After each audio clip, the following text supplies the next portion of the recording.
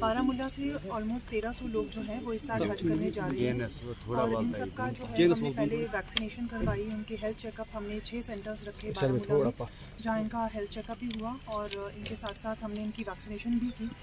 अब हमने faced manner में, क्योंकि पहला लॉट जो है वो 7 जून को जाएगा, उनके लिए हमने आज ये ऑर्गेनाइज़ किया है प्रोग्राम जिसमें हम कुछ इंस्ट्रक्शंस भी उनको दे रहे हैं, साथ में उनके जो पासपोर्ट्स हैं और बाकी डॉक्यूमेंट्स हैं वो भी उनको दे रहे हैं। एक हमने यहाँ पर एक कंट्रोल रूम नोडल ऑफिसर बनाया है डिस्ट्रिक्ट एडमिनिस्ट्रेशन का।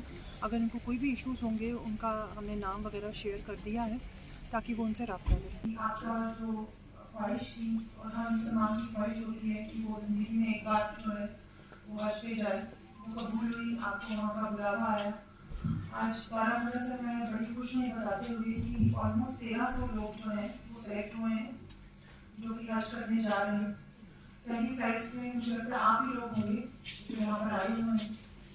आप सबको मैं फिर से मुबारकबाद देते हुए ये भी कहूँगी कि हज जो है वो ऐसा मौका है जिसमें इंसान को हमेशा ये रहता है कि मैं ही आगे आगे रहूँ, काबे के पास मैं ही पहुँचूँ और सबसे पहले आगे रहूँ।